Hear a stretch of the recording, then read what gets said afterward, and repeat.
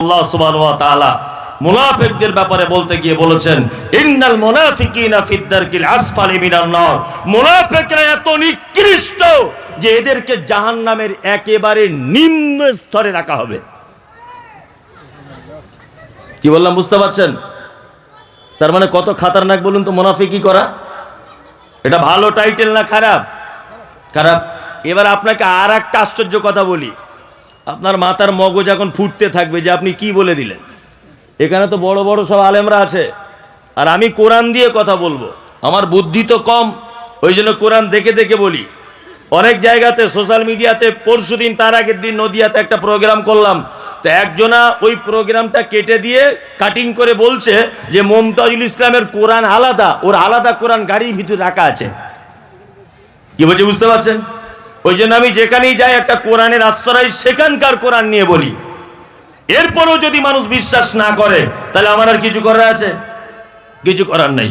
আচ্ছা বলুন, একটা লোক আপনাদের গ্রামে ব্যভিচার করেছে, ব্যভিচার করে মারা গেছে। একটা লোক আপনাদের গ্রামের সুদ খেত, লোকটা মারা গেছে। বলুন তো তার জানাজা পড়া যাবে কি যাবে না? এই আপনি না জেনে মুফতি সাহেবের মতো বলে দিলেন কেন যে যাবে না কি যাবে না? কোনো নিষেধাজ্ঞা নেই, ভালো করে বুঝবেন, কোনো নিষেধাজ্ঞা নেই। মুনাফিকদের সর্দার ছিল তখনকার দিনে, নাম তার কি? আব্দুল্লাহ ইবনে উবাই ইবনে সুলুল। আব্দুল্লাহ ইবনে উবাই ইবনে সুলুল যখন মারা গেলেন, খুব মনোযোগ দিয়ে শুনবেন আজকের বক্তব্যটা। যখন মারা গেলেন তখন মুনাফিকের সর্দার মারা গেছে, আর তার বেটা, তার নাম হচ্ছে আব্দুল্লাহ, ইসলাম গ্রহণ করেছে। আল্লাহ নবী কেসে বলছেন, আল্লাহর নবী, আমি চাইছি যে আপনার গায়ের জামাটা আমার আব্বার কাফন হোক। ভালো করে বুঝবেন, মারা গেছেন কে? আব্দুল্লাহ ইবনে উবাই, মুনাফিকদের সর্দার। মুনাফিকদের সর্দার মারা গেছে, আর তার বেটা আল্লাহ নবীকে বলছেন যে আপনার গায়ের জামাটা আমার আব্বার কাফন হোক, এটা আমি চাই। আল্লাহ নবী সাল্লাল্লাহু আলাইহি ওয়াসাল্লাম জামা খুলে দিলেন, যাও এলাও নিয়ে চলে যাও, তোমার জামাটা নিয়ে চলে যাও। জামাটা কাফন করা হলো। তার আরেকটু পরে এসে আব্দুল্লাহ আবার আল্লাহ নবীকে বলছেন, আল্লাহ নবী, আমি চাইছি আমার আব্বা জানাজাটা আপনি পড়ান, আমার আব্বা জানাজাটা আপনি পড়ান। আল্লাহ রাসূল এবার উঠছেন এরকম ভাবে, উঠে দাঁড়িয়ে গেলেন। যখন উঠে দাঁড়িয়েছেন, হযরত ওমর পিছনের জামা ধরে টেনে রেখেছে। হযরত ওমর আল্লাহ নবীর পিছনের জামা ধরে টানচার বলছেন, আল্লাহ রাসূল, সমস্ত যুদ্ধক্ষেত্রে আব্দুল্লাহ ইবনে উবাই আপনার বিরোধিতা করেছে, ও মুনাফিক। আপনি এইরকম একটা লোকের জানাজার নামাজ পড়তে যাবেন, এটা কেমন কথা? কখনোই নয়, এটা ঠিক নয়। তখন আল্লাহ রাসূল সাল্লাল্লাহু আলাইহি ওয়াসাল্লাম বলছেন, ওমর, আমাকে ইখতিয়ার দেওয়া হয়েছে এবং এ ব্যাপারে আমার কাছে কোনো ওহী অবতীর্ণ হয়নি। ভালো করে বুঝবেন। আল্লাহ নবী সাল্লাল্লাহু আলাইহি ওয়াসাল্লাম চলে গেলেন জানাজা পড়তে, হযরত ওমরও গেলেন। জানাজা শেষ। জানাজা শেষের পরে জানাজার মাঠে দাঁড়িয়ে হযরত ওমর লজ্জিত যে আমি বিশ্ব নবীকে বললাম আপনি জানাজা পড়তে যাবেন না, অথচ এই ব্যাপারে আল্লাহ কুরআন মাজিদে কোনো এখন আয়াত অবতীর্ণ করেনি। আমি কে যে আমি আল্লাহ রসুলকে জানাজা পড়তে মানা করে দিলাম? হযরত ওমর ব্যাপারটা খুব লজ্জিত হলেন। জিস, আমার মানা করাটা মনে হয় খুব বড় ভুল হলো। আল্লাহ সুবহানাহু ওয়া তাআলা হযরত ওমর, আল্লাহ নবী কি বলেছেন, আমার পরে যদি কেউ নবী হয়, চান্স ছিল কার? ওমরের। কেন? তার আর একটা প্রমাণ দেখুন, হযরত ওমরের সিদ্ধান্তটাই চূড়ান্ত ছিল। কি বললাম বুঝলেন? হ্যাঁ, ওনার দূরদর্শিতা, ওনার মানে কি বলবো, অভিজ্ঞতা এত বেশি ছিল।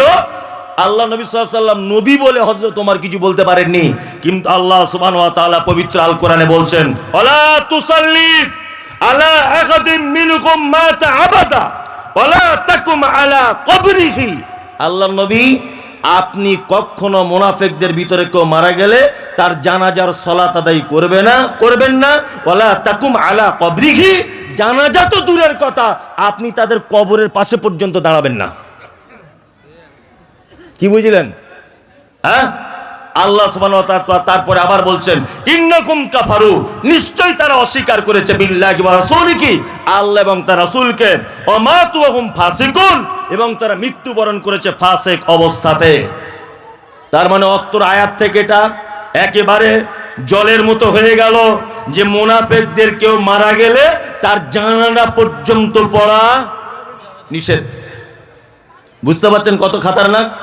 বেনামাজি মারা গেল, আপনি তার জানাজা সৌজন্য খাতিরে পড়তে পারেন, ভালো করে বুঝবেন, কারণ ওর ভিতরে লা ইলাহা ইল্লাল্লাহ এটা ছিল। আপনার গ্রামে একটা লোক নামাজ পড়ে না, ভালো করে বুঝবেন, কিন্তু এই লোকটা লা ইলাহা ইল্লাল্লাহ এর প্রতি তার ঈমান আছে না নেই? আছে। আমি বেনামাজিদের পক্ষে নয়, কিন্তু আমি বলছি এখানে আলেম ওলামাদের একটা মতামত হচ্ছে এই যে বেনামাজি তার জানাজা কেউ পড়লে পড়তে পারে, তবে অন্য বেনামাজিকে শিক্ষা দেওয়ার জন্য না পড়াই ভালো। ভালো করে বুঝবেন, মাতাল তার জানাজা পড়া যাবে, সুদখোর তার জানাজা পড়বেন, পিতামাতার সঙ্গে অসৎ ব্যবহারকারী তার জানাজা পড়া যাবে। পৃথিবীতে যত পাপী আছে প্রত্যেক পাপীর জানাজা পড়তে অসুবিধা নেই, কিন্তু আল্লাহ তাআলা বলছেন ওয়ালা তুসাল্লি আলা আহাদিন মিনহুম মাতা আবাদা ওয়ালা তাকুম আলা কবরিহি। নবী আপনি যাই করেন করেন, অন্তত মুনাফিকদেরকেও মারা গেলে জানাজা পড়বেন না। আর জানাজা তো দূরের কথা, ওয়ালা তাকুম আলা কবরিহি, আপনি তাদের কবরের পাশে পর্যন্ত দাঁড়াবেন না। বুঝতে পারছেন তার মানে কেমন চিজ মুনাফিকরা? হ্যাঁ, এইবার আপনাকে আর একটা কথা বলে দিই, এসব আয়াত, ওই জন্য বলছি ভাই, সমাজ কি করে পরিবর্তন হবে? একটা জলসায় অনেক দোকান বসে, তাই না? একটা বইয়ের দোকানদার ঠক ঠক করে চাদর মুড়ি দিয়ে এরম করে কাঁপছে। জিজ্ঞেস করছি চাচা ক টাকা বিক্রি হলো? বলছে 350 টাকা হয়েছে। যে জাতির ধর্মীয় অনুষ্ঠান অর্থাৎ জলসাতে বইয়ের দোকানদারের বই বিক্রি হয়, ইসলামিক বই 250 থেকে 300 টাকা, আর জিলাপির দোকানদার বিক্রি করেছে 7.5 কুইন্টাল জিলাপি, এই জাতির কিয়ামত পর্যন্ত আর মানে সফলতা আসবে? আসবে বলুন? আসবে না। যে জাতি বইয়ের দোকান থেকে 1 টাকার একটা বই কিনতে পারে না, যে জাতির একটা জলসা থেকে 40-50 কুইন্টালের জিলাপি বাদাম সেল, এ জাতি কোশ্চিন কালো সফলতার চরম শিখরে পৌঁছাতে পারে না। অন্তত পক্ষে জলসায় গিয়ে একটা বাংলা কোরআন মাজিদ কিনুন। কি বললাম বুঝলেন? বাংলা কোরআন মাজিদ একটা কিনুন, সব ইতিহাস আপনি দেখতে পেয়ে যাবেন। অনেকজন বলে মমতাজুল ইসলাম মানেই ভাইরাস লোক। ভাইরাস কেন? বলছে ওরে বাবা, ওর কাছে গেলেই শুধু পীর ফকিরের বিরুদ্ধে বলে। ভালো করে বুঝবেন, ওর কাছে গেলেই ওকে আনিস না। কালকে নদিয়া বিরোহীতে সোশ্যাল মিডিয়াতে দেখবেন দেওয়া আছে, বিরোহী বলে একটা জায়গায় নদিয়াতে প্রোগ্রাম করলাম, একজনার বাড়ির ছাদের উপরে, জলসা নয়, দাওয়াতি প্রোগ্রাম। তা ওখানে গেলাম, একটা লোক সহি আকীদা অর্থাৎ আহলে হাদিস, একটা লোক মাত্র। তা উনি আমাকে নিয়ে গেছেন যে আপনি আমার বাড়ির ছাদের উপরে প্রোগ্রাম। আল্লাহর কসম করে আপনাকে বলছি, 10 থেকে 15 জন পুলিশ সারা রাস্তাতে দিয়ে তবে উনি প্রোগ্রামটা করছেন। মাইকে প্রোগ্রাম হলো, 50 থেকে 60 জন বাড়ির ছাদের উপরে। ভালো করে বুঝবেন, ছাদের উপরে প্রোগ্রাম যখন শেষ করলাম তখন বলছে যে সত্যি এতদিন আমরা অন্ধের ভিতরে বিশ্বাস করতাম, অন্ধের মতো, আর অন্ধকারই ছিলাম, আজকে আপনি এসে সব চোখ খুলে দিয়ে চলে গেলেন। তা বলুন এবার কিভাবে চলতে হবে বলুন? আমি বললাম দুটো মাত্র অপশন, 1 পবিত্র আল কোরআন, 2 সহিহ হাদিস। এই দুটোর মাধ্যমে আপনি জীবনযাপন করুন, আর কোনো মত পথের আপনার দরকার নেই, এতেই আপনার জান্নাত চলে আসবে ইনশাআল্লাহ। ওই জন্য বিনীত অনুরোধ, আপনি কোরআনটা অধ্যয়ন করার চেষ্টা করুন। চলুন, আল্লাহ তাআলা পবিত্র আল কোরআন সূরা তাওবা আয়াত নাম্বার 79, আর আগে যে আয়াতটা বলেছি আয়াত নাম্বার 83, একই সূরার আল্লাহ সুবহানাহু ওয়া তাআলা বলছেন ইস্তাগফির, আপনি ক্ষমা প্রার্থনা করুন। নবীকে বলছেন আপনি ক্ষমা প্রার্থনা করুন। কাদের জন্য? মুনাফিকদের জন্য। আওলা তাস্তাগফির, যদি ক্ষমা প্রার্থনা নাই বা করেন, আপনি ক্ষমা প্রার্থনা করেন আর নাই বা করেন, আল্লাহ সুবহানাহু ওয়া তাআলা বলছেন কি ইন তাস্তাগফির, আর যদি আপনি মুনাফিকদের জন্য একান্ত ক্ষমা প্রার্থনা করেন 70 মাররাতান, একদিনে 70 বার। কতবার? 70 বার। আল্লাহর ভাষা শুনুন, আল্লাহ তাআলা বলছেন ইস্তাগফির, আপনি ক্ষমা প্রার্থনা করুন। আওলা তাস্তাগফির, আর যদি ক্ষমা প্রার্থনা নাই বা করুন, ইন তাস্তাগফির, যদি আপনি ক্ষমা প্রার্থনা করেন, সাবেঈনা মাররাতান, মুনাফিকদের জন্য একদিনে 70 বার। কোন মুনাফিক যদি মারা যায়, আল্লাহ নবীকে বলছেন আপনি যদি একদিনে 70 বার যদি ক্ষমা প্রার্থনা করেন তার জন্য, আল্লাহ এবার হুঙ্কার দিয়ে বলছেন ফালাইয়াকফিরাল্লাহু লাহুম, আমি আল্লাহ, আপনি নবীও যদি হাত তোলেন মুনাফিকদের জন্য, আপনার হাত ফেরত দেওয়া হবে, আপনার দোয়াও কবুল করব না, আর মুনাফিককে ক্ষমাও করব না। বুঝতে পারছেন এরা কত খাতারনাক? আল্লাহ বলছেন ফালাইয়াকফিরাল্লাহু লাহুম, কষ্টিন কালো মুনাফিকদের ক্ষমা করব না। আল্লাহ তাআলা তারপরে আবার কি বলছেন দেখুন, আল্লাহ তাআলা বলছেন যালিকা বিআন্নাহুম কাফারু, নিশ্চয়ই তারা অস্বীকার করেছে আল্লাহ এবং তার রাসূলকে, আল্লাহু লা ইয়াহদিল কাওমাল ফাসিকিন, আল্লাহ তাআলা বলছে আমি কখনো কোনোদিন ফাসিকদেরকে সঠিক রাস্তা দেখাই না। মুনাফিকদের ব্যাপারটা একটু ক্লিয়ার হলো? এদের দলে থাকা যাবে? যাবে না তো? যাবে না। তাহলে এদের জানাজা পড়াও নিষেধ, এদের কবরের সামনে দাঁড়ানো নিষেধ, আর এদের জন্য দোয়া করাও নিষেধ। এটা আমি কোরআন থেকে বললাম। এবার আপনাকে আর একটা কথা বলে দিই, এখন এদেরকে দেখতে পাওয়া যায় কোথায়? আগে বলেছি বাহ্যিক গুণ, তারপরে বলেছি অন্তরের দিক দিয়ে মুনাফিক কেমন, মুখে একরকম বলে কাজে একরকম করে। মুনাফিকের গুণ বললাম এদের জানাজা পড়া যাবে না, বললাম দোয়া করা যাবে না, কবরের পাশে দাঁড়া যাবে না। এখন মুনাফিকদের চিনবেন কি করে, পাবেন কোথায় খুঁজে? ধরাও তো লাগবে। আমি কয়েকটা জায়গায় ধরেছি, বলে দিব, বলে দিই। এই যে মেলায় যাবেন, মুনাফিক নেই, একটা মুনাফিক নেই। সবাই দেখবেন নিজে শালি নিয়ে ব্যস্ত বাদাম কিনতে। সিনেমা হলে গেছেন, সবাই দেখবেন পা তুলে দিয়ে 20 কোস দূর সে अगर कोई बच्ची रोते माँ कहती है कि बच्ची सो जा गब्बर सिंह आ जाएगा। সোলে বই দেখছে সবাই বসে বসে, ভালো করে বুঝবেন ওখানে মুনাফিক নেই। কেউ কারোর সঙ্গে কথা বলে না, কিছু বলে না, সবাই নিজে নিজে ব্যস্ত। সিনেমা হলে, বাজারে যান, সবাই সবজির দাম দর করতে ব্যস্ত। ঠিক বলছি না ভুল বলছি? বাসে উঠুন, সবাই দেখবেন সিট পাওয়ার ধান্দায় বসে আছে, দাঁড়িয়ে আছে, এ নামবে কোথায়, সিটটায় বসবো, এইসব ধান্দা। ড্রাইভার রাস্তা ক্লিয়ার করছে, কোন দিকে ফাঁকা পাওয়া যায়, গোলে টোলে যাওয়া যায়, মানে ও কোথাও মুনাফিক নেই। মুনাফিক এখন 2-3টে জায়গায় খুব মানে জুত করে বাসা বেঁধেছে, তার ভিতরে 1 নম্বর আল্লাহর ঘর মসজিদে। কি বলছি বুঝতে পারছেন না? যদি বলছেন কথাটা খুব বড় হয়ে গেল না, হট বোকা কথাকার, আমি যদি খুলে বলি তাহলে বড় না, একেবারে পানির মতো। বলে দিই। আচ্ছা বলুন, বাড়িতে সুন্নত পড়া ভালো না মসজিদে পড়া ভালো? জোরে বলুন। বাড়িতে। কেন এটা? কেন? আল্লাহ নবী সাল্লাল্লাহু আলাইহি ওয়াসাল্লাম বলেছেন তোমরা তোমাদের বাড়িকে কবরে পরিণত করো না, তাই না? কোরআন তেলাওয়াত করো, নফল সুন্নত সালাতগুলো কোথায় পড়ো? বাড়িতে। ফরজ আমরা প্রত্যেকজন মসজিদে যাই, ফরজ নামাজ পড়তে যাই না? ফরজ নামাজ পড়ে উচিত তাহলে কি, তাসবিহ করার পর আপনি আস্তে আস্তে বাড়ি চলে আসবেন, এসে বাড়িতে সুন্নতগুলো আদায় করবেন, এটাই তো পদ্ধতি। কিন্তু ও মসজিদে নামাজের পরে বসে আছে 1.5 ঘন্টা, আর বসে থেকে কি করছে, বুঝে শালা অমুক লোক মোটর সাইকেলটা কি করে কিনলো বলতো? তার একজন তখন বলছে মোটর সাইকেল কিনবে না, শুনুনি ঘটনা? বলছে না শুনিনি তো। ওই যে কলকাতায় কাজে গিয়েছিল, 4 লাখ টাকা ঝেড়ে নিয়ে এসছে। তো ও যে ঝেড়ে নিয়ে এসছে তোমার বাপ দেখতে গিয়েছিল? এটা হয় কি হয় না মসজিদে বসে বসে? এই মুনাফিকি হয় না? হয়। কি করে একে তাড়ানো যায়, কি করে ওকে কাটিয়ে দেওয়া যায়, কি ওর বউ কি করে, ওর বেটা কি করে, এটা এখন আল্লাহর ঘর মসজিদে পর্যন্ত এই মুনাফিকদেরকে দেখতে পাওয়া যায়। কথা আমার একটু চড়াচড়ি হয়, কিন্তু কথা বাস্তব নয়। নামাজ পড়ে তোমার 1.5 ঘন্টা বসে থাকতে হয় কেন মসজিদের ভিতরে? তুমি বাড়ি চলে আসতে পারো না? বাড়িতে এসে সুন্নত আদায় করতে পারো না কেন? ওখানে বসে তুমি মানে সেই গেজের বাজার করেই যেতে হবে কেন? একদম নয়। আপনি যতক্ষণ টাইম ওখানে কাটাবেন ততক্ষণ আপনি পরের গীবত সমালোচনা করেন না? করেন। ওই জন্য বলছি, এই মুনাফিকি গুণ যদি আপনার ভিতরে থাকে, আপনাকে দয়া করে বলছি আপনি এই দল থেকে ফেরত আসুন, তাছাড়া আপনার বাঁচার রাস্তা নেই।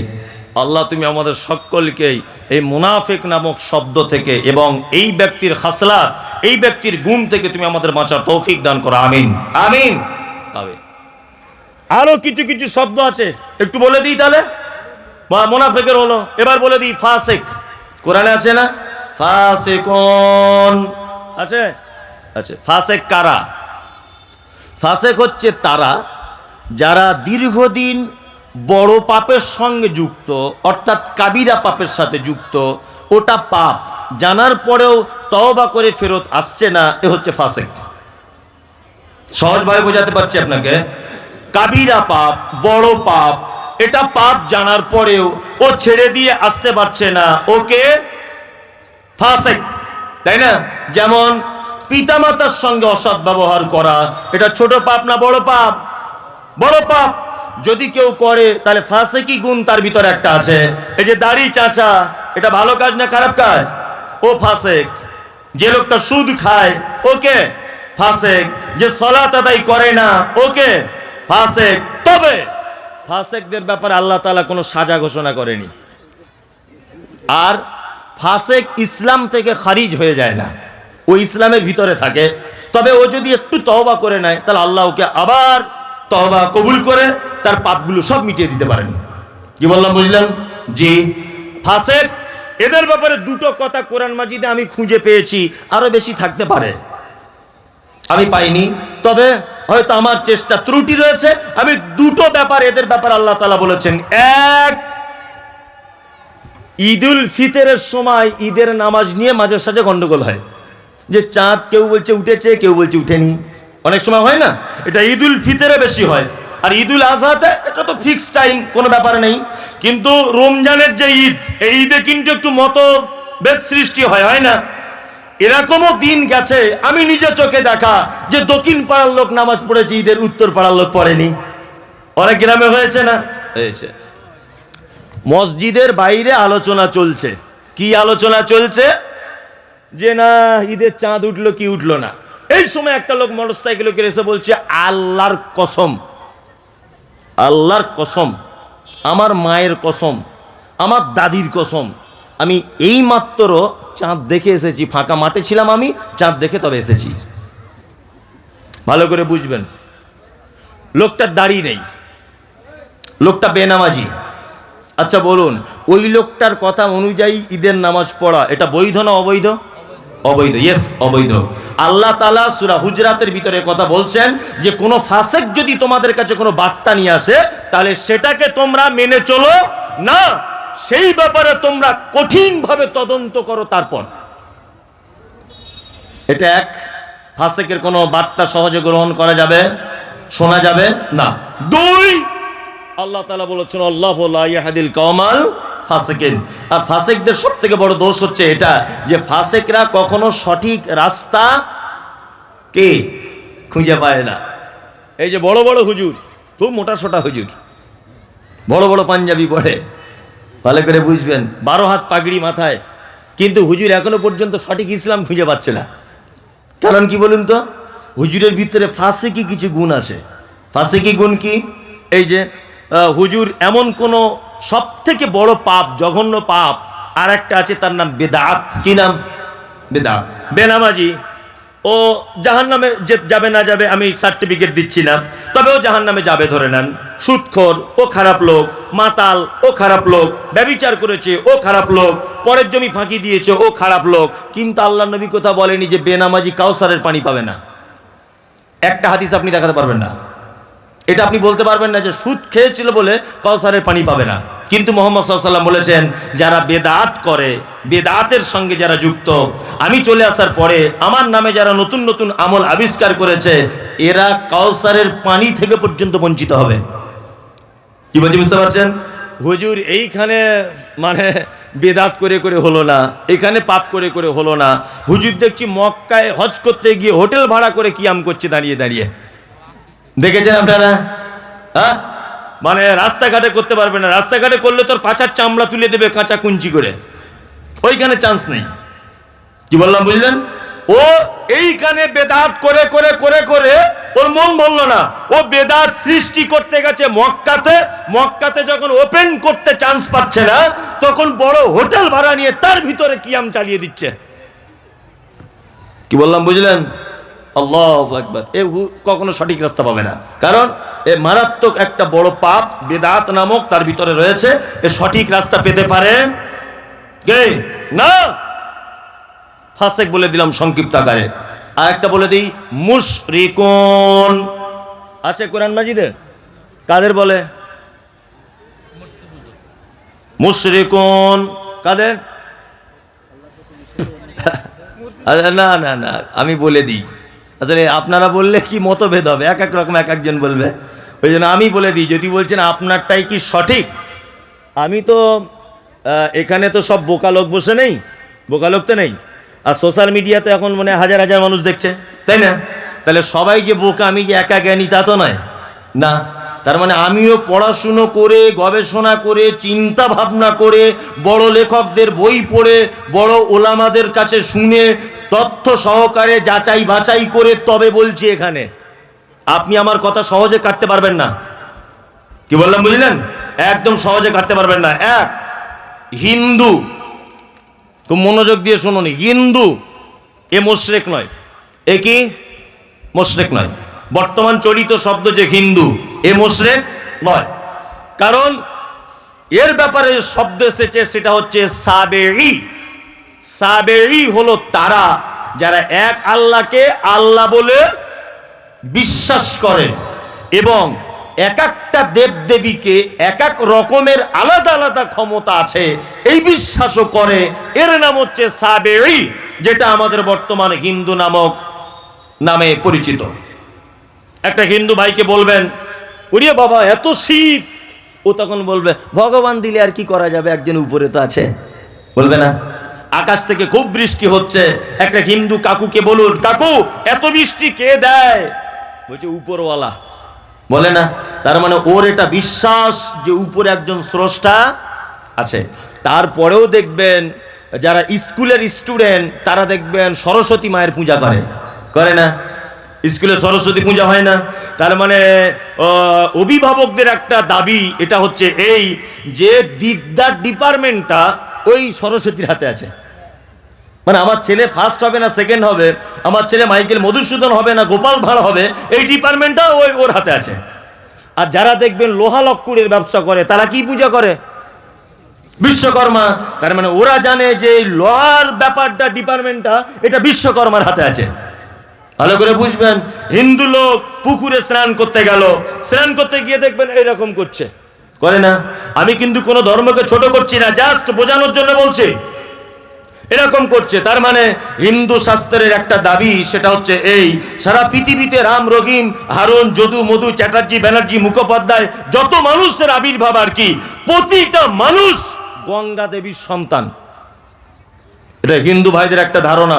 ওই জন্য ওরা জানে গঙ্গায় তো যেতে পারিনি, গ্রামের পুকুরে স্নান করছি, ওই জন্য গঙ্গা দেবীকে একবার প্রণাম করে বলি, মা গঙ্গা দেবী, হায়াত মত তোমার হাতে ডিপেন্ড করছে, দয়া করে আর 5 বছর টাইম দাও, এটা তোমার হাতেই আছে। এটা ওর বিশ্বাস আছে না নেই? আছে। এ হচ্ছে সাবেঈ, এ মুশরিক নয়। আমাদের কথিত যে হিন্দু আছে এরা কেউ মুশরিক নয়, এরা সাবেঈ। কি বললাম বুঝলেন? মুশরিক কারা? ইহুদি, এদের ভিতরে মুশরিক নেই। খ্রিস্টান, এদের ভিতরে মুশরিক নেই।